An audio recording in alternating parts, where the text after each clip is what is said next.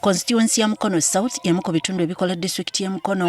Ebyalo byene ebisinga byebalamye ennyanja Nalubaale omuli ebizinga ebya Koome ng'emirimu egisinga mu kitundu kino bulimi, obulunzi n'obuvubi.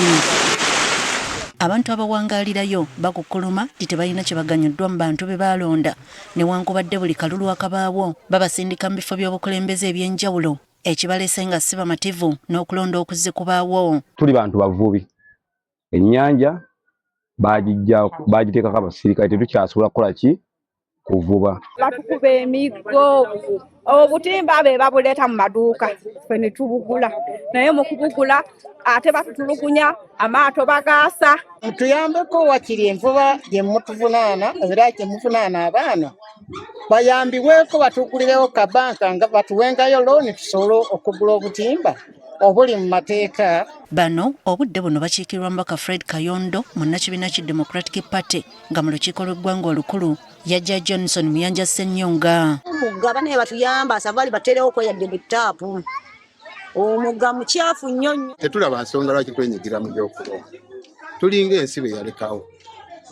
Nze mbadde yamba oba twali bivuddeko bubi era emitima gigamba tuziviireko ddala. Tulina okulonda naye anajja n'alambulula ensonga ennaku yaffe ogituukako tugenda mulonda. Tetunaba kusalawo nti tugenda kulonda gundi oba gwe. Omubaka Kayondo agamba nti agezezzaako okulaba ng'akyusa embeera z'abantu naddala mu byobulamu naye olugendo lukyali luwanvu. Nga omubaka ngezezzaako naye nga si tekimala.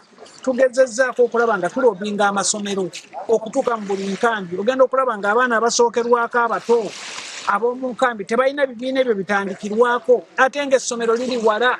Agamba wakulwa n'okuteekawo ekidyeri ekigenda ekkoome kyagamba nti kijja kuyamba okutumbula empeereza mu kizinga kino singa entambula enaaba egonjoddwa. Gavumenti ebbanga lyonna gibasabye bateekewo ekidyeri Koome esobole okuyungibwa ku lukalu. N'ekitali ekyo tujja sigala nga ffe tukyali maka. Naye kirungi mwami Katumba Wamala yansuubiza n'aŋŋamba mu Gwokuna tugenda kuba tufunye ekidyeri ky'ekkoome. Ate Robert Maseruka akwatidde ekibiina ki National Unity Platform bendera ku kifo kino agamba nti obulumi bungi mu bantu ba Mukono South naddala mu byobulamu, ebyenjigiriza, amasannyalaze n'amazzi amayonjo. Abantu tebasobola kusomesa baana baabwe ebyobujjanjabi biri wansi nnyo. Njagala okubategeeza bassebo ne bannyabo nti n'okufuna obufunyi eddwaliro Health Center teziriiwo. Health Center tesobola na kusustaininga bantu bali mu community ya Koome. Ekifo kino kivuganyizibwako abantu abawerera ddala 10 okuli munna NRM Taddewo Kintu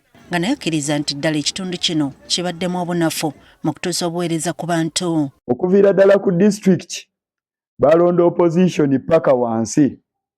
Naye abakulembeze abo bonna abali mu opposition wabuzeewo n'omu asobola okutunuulira ebirungi omuntu by'asobola okufuna mu programs zino naye kye basigazza kiri kimu kwongera kuzivumirira. Ye Rusota Vincent obuzibu obutadde ku balonzi abalonda abantu abajja obuzi mu kitundu ekirese ekitundu kino emabega nga buli afuna kyayagala yasibamu ebyanguwa. Abantu babo matuka mu Mukono North abamu bandi bava Kayunga kati mulimu n'abavudde Kira Town Council mu Gweyogerere ne bajja muno mbu bakiikirira abantu b'ekitundu kino. Embiranye ku kifo kino eri wakati wa munnanop Robert Maseruka ne munna DP era ng'obudde muno yemaka w'ekitundu kino mu lukiiko lw'eggwanga olukulu Fred Kayondo. Ekyebuuzibwa bano banaasobola okumalawo enkola ya constituency eno ey'okugaba ekisanja ekimu nga bwe guzze gubeera ku bakulembeze ababaddewo.